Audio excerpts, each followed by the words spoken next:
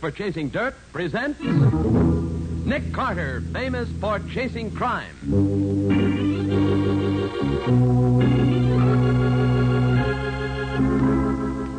Every week at this time, two great names are joined as Old Dutch Cleanser brings you one of the most resourceful and daring characters in all detective fiction, Nick Carter, Master Detective.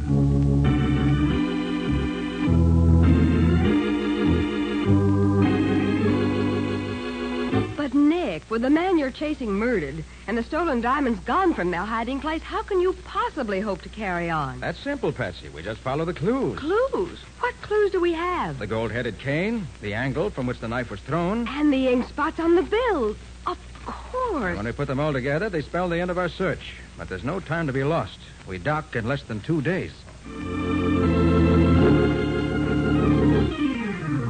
Now, the case of the gold-headed cane. Today's adventure with Nick Carter, brought to you by Old Dutch Cleanser. As our story starts, we find Sir Armand Coleman and his servant Gig being shown through the Filbert Diamond Mine, one of South Africa's biggest. I say, Mr. Hopkins, it's awfully decent of you to take your time to show us through the mine. Being general manager of a mine like this must be quite an undertaking. Yes, Sir Armand, it keeps me pretty busy. But we're always happy, to show visitors how diamonds are mined. Yeah, but how do you know one of these visitors won't walk off with some of the diamonds? You don't seem to have any guards here. We don't need them, Sir Armand. Before you leave the mine, you have to pass through a special exit gate, where an X-ray machine shows the attendant whether or not you have any diamonds on your person, no matter how cleverly concealed. Oh, I see. Clever idea, that. Blimey, look at all the diamonds spread out on the table, Sir Armand. By Jove, they are beauty. Yeah, those are some of the choice samples of diamonds found in this mine. May I look at them, Mr. Hopkins? Closely, I mean. Why, certainly. Now, Mr. Hopkins, could I ask you a question, please? Yes, of course. What is it, Gig? This picture here on the wall, is that the mine we've just been through? Yes, Gig, it is. You see, we came in here, went down through this way, then turned here, came back along here. We're now standing in this room here. Blimey, we've had some walk, ain't we? Where's this exit gate you've been telling us about? Well, you see this passage leads out of this room? Well, the gate is right here, just around the corner. Oh, yes, sir. Thank you, sir. That sure is some map. Well, Sir Armand, you ready to leave? Yes, thank you. Through this way, please. This has been a most instructive... Confound it, my ankle, and I dropped my cane again. Oh, I'll get it, sir. Oh, here it is. Your ankle hurt much, sir? No, it's all right, Gig. Let's get on. Your bad leg troubling you, Sir Armand? A little, yes. Must be this long walk we've had. Well, here we are. Here's the exit gate. You go first, Gig. Yes. Stop under the archway until the attendant says he's satisfied you're not carrying any diamonds out. Oh, yes, sir. Glad I didn't try to get away with nothing here. Okay, you can get out, sir. Oh, yes, sir. Couldn't find nothing on old Gig, eh? You next, Sir Armand, if you will, please. Of course. There's a queer sensation. Confound it, my ankle again. Here, I've got the cane, Sir Armand. I'll keep it till you come out. Eh? Very well, Gig. You're all right, sir. You may go. Thank you. You have to go through this too, Mr. Hopkins? Oh, yes, indeed. Everyone does from the owner down. Take no chances on anyone. Okay, Mr. Hopkins. Well, Sir Armand, that's about all. Been very interesting, I assure you. Thanks no end, Mr. Hopkins. Been just fine, Mr. Hopkins. We go out this door here. That's right. You'll find your car just outside. Goodbye. Goodbye, and thanks again. Did you get those diamonds, Sir Armand? I certainly did. The trick worked like a charm. And Mr. Hopkins will never know I got the idea from one of the stories he told us. That's good, sir. Come on, Gig. Let's get back to the hotel and pack. In 12 hours, we can be on the boat, headed for the States, and a life of luxury.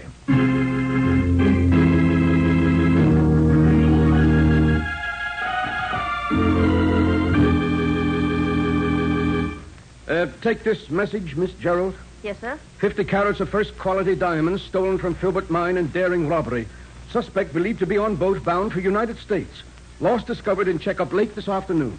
Famous American detective Nick Carter called in on case. Have you got that, Miss Gerald? Yes, sir? See that it gets out at once. All news service.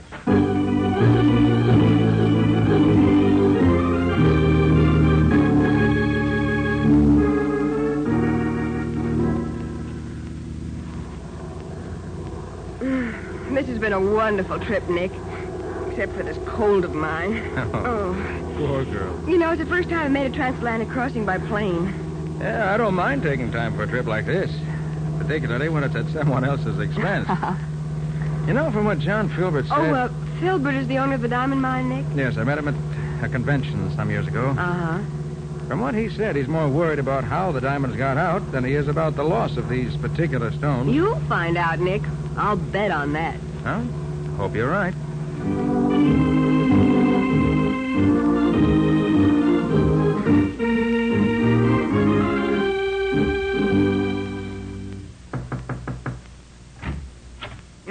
Come in, Hopkins. Yes, Mr. Filbert? Nick, this is Charles Hopkins, our general manager. Pleasure, Mr. Potter. He was the one who showed this man Coleman through the mine the day the thefts occurred. Oh, yes. Mr. Hopkins, Mr. Filbert here tells me you're sure Coleman is the man who got away with the gems. He must be, Mr. Carter. Our display table is checked every night, you see.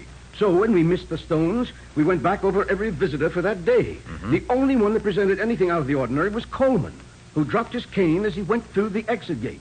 So we figured the cane must have something to do with it. Very probably. Well, if Coleman secreted the stones in his cane, he must still have them with him. I think the best plan will be for Patsy and me to fly directly to the ship he's sailing on and see if we can find them. So if you'll radio the skipper that we're coming and give me a full description of the man and his servant, we'll be on our way. Before you go, Nick, I want to give you a small retainer to cover your expenses at least. You have the money, Hopkins? Yes, sir, right here. Two $500 bills. I have to apologize, Mr. Carter, but I accidentally spilled some red ink on the corner of them while they were on my desk. Oh, that doesn't matter, Mr. Hopkins. Thank you. Now, let's get on with the details. We have to reach Coleman's ship before it docks, and we haven't too much time.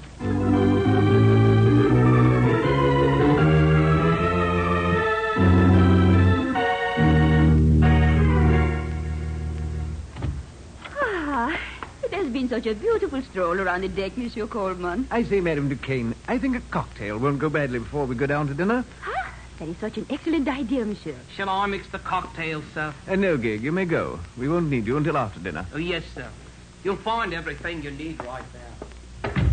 Madame Duquesne, we've gotten to know each other quite well these last few days. Yes. Why don't we stop being so formal? You call me Armand, and I'll call you Sarita. That is another of your lovely ideas, Monsieur. Armand? Shall I mix the cocktail? I am very good at it. If you like. You'll find the things on that table. You would like a Manhattan, Armand? They are my favorite. Whatever you desire, Sarita. Huh? There's the vermouth. Oh, of course, Dick. Oh, shall I? No, I have it. Oh, Armand, I've spilled it all over my hands. Now I shall have to wash them. The wash basin's in the other room, Sarita. I'll mix the cocktails while you're gone. Hurry now, I shall return at once. Mixing drinks is a man's job anyway. A woman's job is to look pretty and feed a man's vanity. Do I feed your vanity, Armand? You do indeed, my pretty. And I'm happy that you do. I shouldn't... What is that funny noise, Armand? Are you drinking already? Please wait for me. Now, Armand, I'm ready for... Who are you? What are you? Armand, who is that? Armand!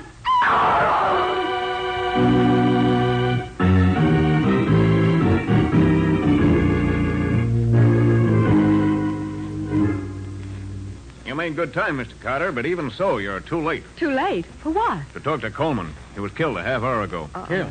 How? A knife in his throat. The woman who was with him when it happened reported it to me.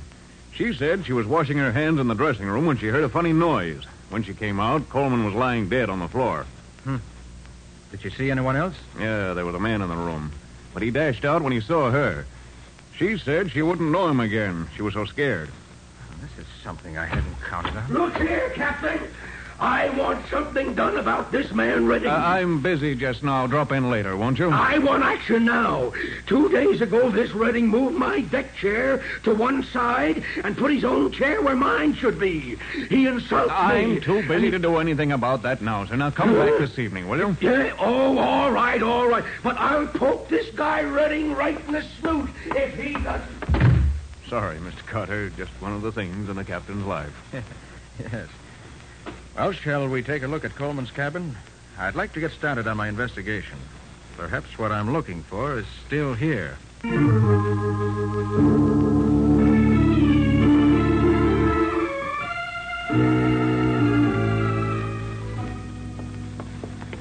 This is Coleman's stateroom, Mr. Carter.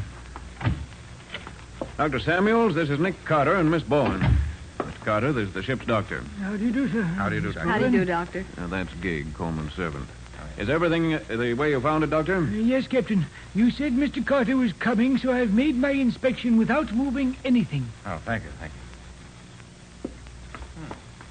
Doctor, would you say that this knife was stabbed into the throat or thrown? Well, I did think that it was a peculiar angle for a stabbing, but throwing hadn't occurred to me. You find anything on the knife, Nick? The handle seems to be clean. No prints. Gig, where were you when Coleman was killed? When Sir Armand and the lady came in after they'd been walking on deck, he told me he wouldn't need me till after dinner. So I went out and talked to a man I met yesterday. When I came back, the captain and the doctor was here. I verified that part of it, Mr. Carter. Looks as if Coleman was mixing a drink when he was killed, doesn't it? That's what Madame Duquesne told me when she was the one who was with him at the time. Oh, I see. If he was standing there at the table where the drinks are, the knife must have been thrown through the window, judging by the angle at which it entered his throat.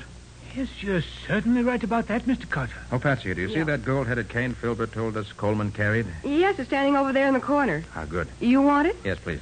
Have you seen that cane before, Mr. Carter? No, but I've heard about it. Here, Nick. Thanks. Imagine this head comes off. Well, there must be a catch here somewhere. That does it. Why? Well, inside we find the motive for the killing. You mean the diamonds? I mean, the diamonds are gone. You expected to find diamonds in the head of the cane? I did, Captain. When Coleman left South Africa, he had about 50 carats of flawless diamonds hidden there. It's empty now. So I should guess that the killer has taken the stones. Then all we have to do is search the ship, find the diamonds, and arrest whoever has them as the murderer. Yes, you could do it that way, Captain, but maybe I can save you some time. If I can do a little figuring. You know, Mr. Carter, there's one thing that puzzles me about this. Yes? What's that, Doctor? Well, the woman who reported the killing, Madame Duquesne, said she came to the captain's office immediately. Now, allowing for the time it took her to get there and the time it took me to get down here after that, the man should have been dead about 20 minutes. But I found that he'd been dead at least an hour. Is that so? Nick. I wonder why she waited over half an hour before reporting the murder. Yes, Patsy. I wonder, too.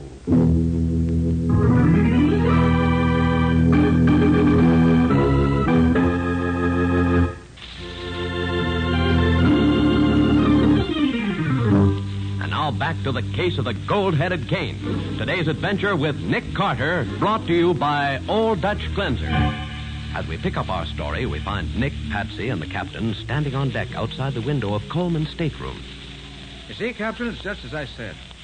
A knife thrown through this window at anyone standing at that table would enter the throat at the exact angle that the knife entered Coleman's throat. Nick, this is a curious coincidence. Oh, what's that, Patsy? The name on this deck chair right under Coleman's window is Redding. Yes? You remember that the passenger who busted into the captain's office was complaining about his chair having been replaced by one belonging to a man named Redding? Yes. Well, here it is. So Redding wanted to be in this particular spot no matter whom he annoyed, huh? Mm-hmm. Patsy, take down the names of the passengers in the adjacent chairs and see if any of them saw anything of this. Surest thing you know, Nick. What are you going to do? Going to see what Mr. Redding has to say about this.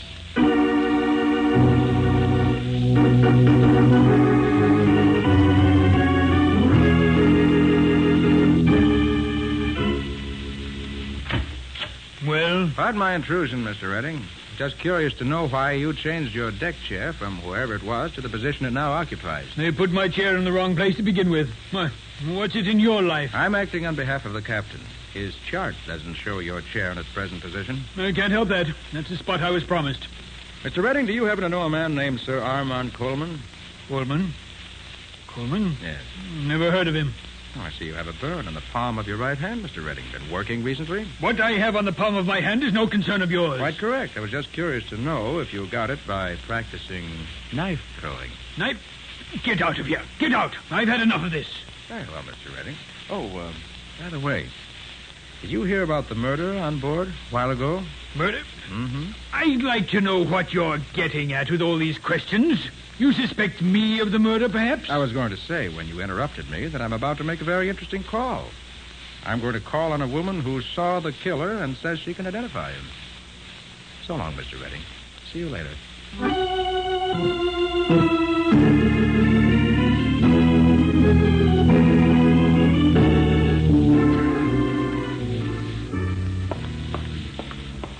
Nick! Oh, Nick! Wait a minute. Oh, Patsy, you had time to find out about those other passengers? Nobody saw anything, Nick. They were all downstairs. Below decks, I guess I should say. Yes, I guess you should. That you, Mr. Carter? Oh, yes, Captain. Anything new? Maybe, and maybe not. I'll leave you to judge. Okay, what is it? Well, as soon as Madame Duquesne, the murder witness, got back to her cabin, she called for a plumber. Said the drain in her wash basin was stopped up. As it happened, the plumber was free, so he went there at once. He cleaned out the drain and left. But when he got back to his quarters, he discovered one of his wrenches were missing. He asked Madame Duquesne about it, but she said she hadn't seen it, and he's sure he left it there. Well, very interesting indeed. I'm on my way to her stateroom now, Captain. You want to come along? Maybe we can find the answer.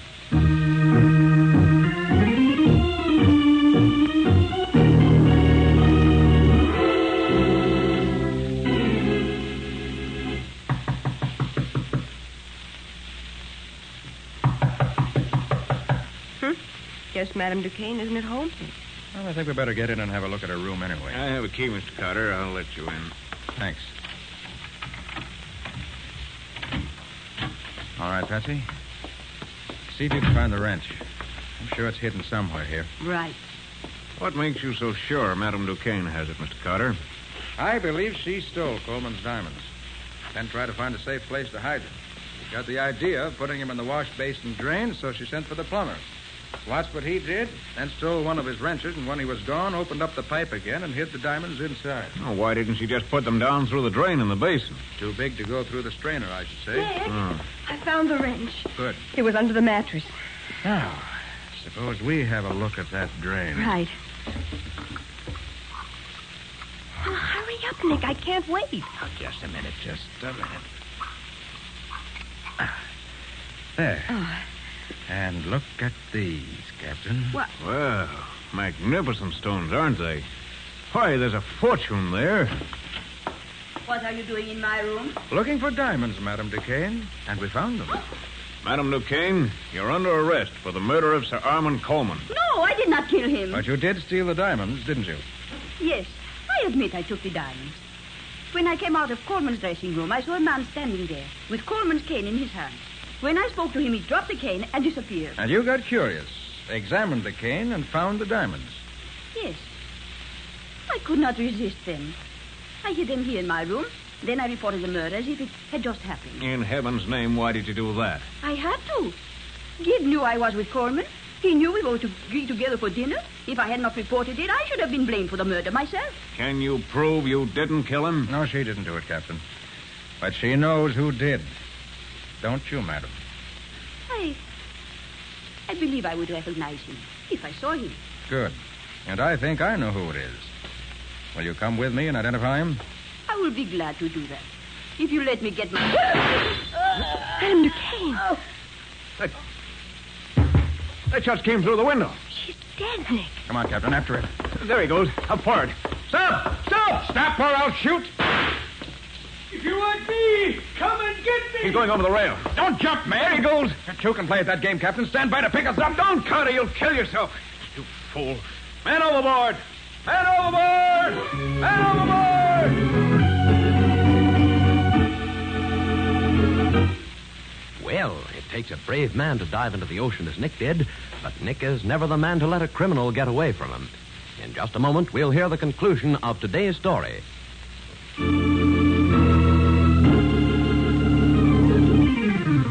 And now for the conclusion of the case of the gold-headed cane. Today's adventure with Nick Carter, brought to you by Old Dutch Cleanser. Stopping his liner in mid-ocean, the captain rescues Nick from the icy waters together with his unconscious captive, Redding. The latter is put to bed in his cabin under the doctor's care while Nick thaws out in the captain's quarters. An hour later, Nick drops into Redding's cabin. You think he'll pull through, Doctor? Yes, I think so. He lost some blood from the wound in his leg where you shot him, but it's nothing serious. Can I talk to him? Oh, no, not just now. He's sleeping. I just gave him a sedative to quiet him. He's very restless, sort of wandering in his mind. He kept calling for someone to get him out of this. I didn't get the name he said, but it sounded as if he was being paid by someone to do what he did. Well, that's a new angle. I think I'll have a look through his things. If there's anyone else mixed up in this, I'd like to know who it is.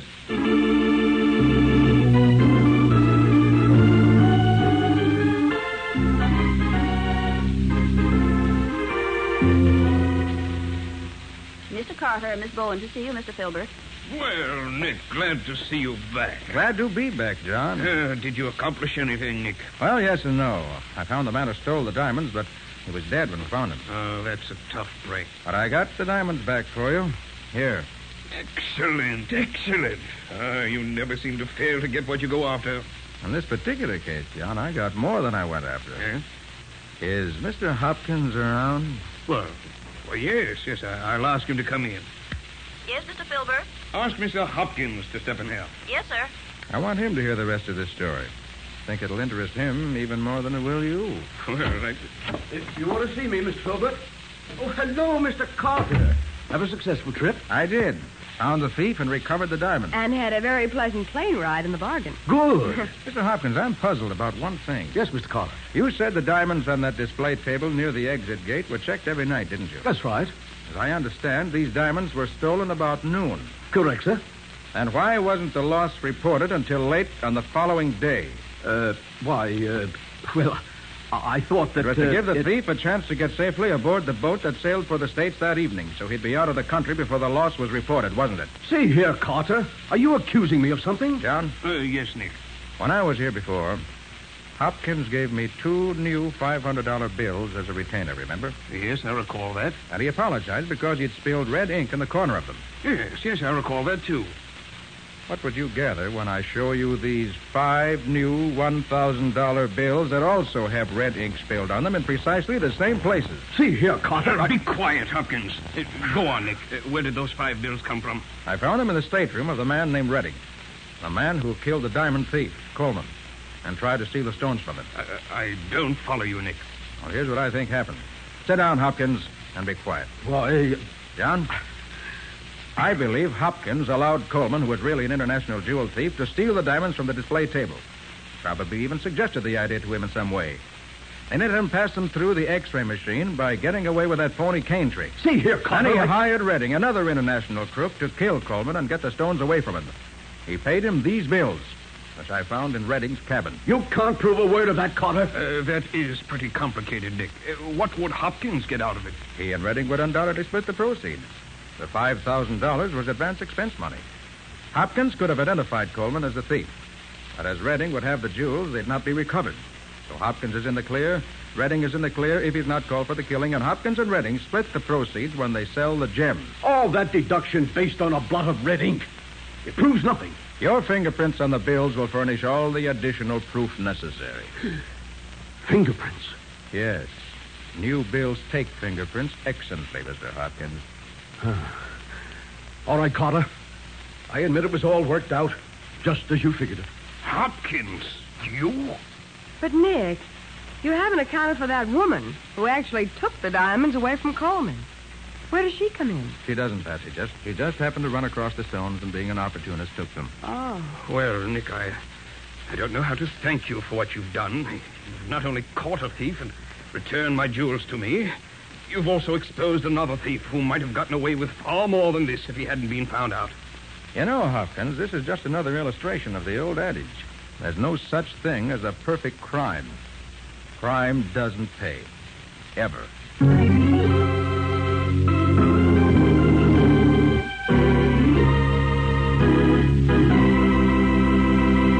I'm curious, Nick. What happened to Redding? Well, by the time the ship docked, Bob, Redding had recovered sufficiently to stand trial. And later, he was executed for what he did. Well, he certainly deserved it. It was a cold-blooded murder. Nick, it's about time to look into the adventure that Old Dutch Cleanser's going to bring us next week. All right, Bob, here it is. It's the story of one of the most unusual rackets and crime I've ever encountered. Unusual is right. It terrorized the whole city. And Patsy speaks from first-hand experience. Uh-huh. But to go on, Bob, This case included a murder on a dark street, a deserted warehouse, The telltale marks of tires in an alley, a masked man whom they called the boss. And that's enough for now. What do you call this story, Nick? I call it a case of the persistent beggars.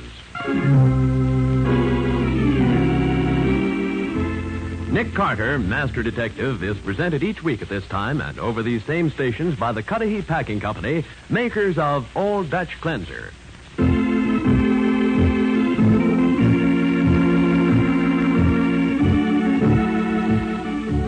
Nick Carter, Master Detective, produced and directed by Jock McGregor, is copyrighted by Street and Smith Publications, Incorporated.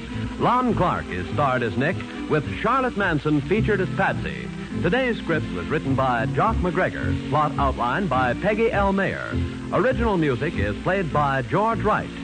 This program is fictional, and any resemblance to actual persons living or dead is purely coincidental. This is Bob Martin saying, when minutes count, use Old Dutch Cleanser.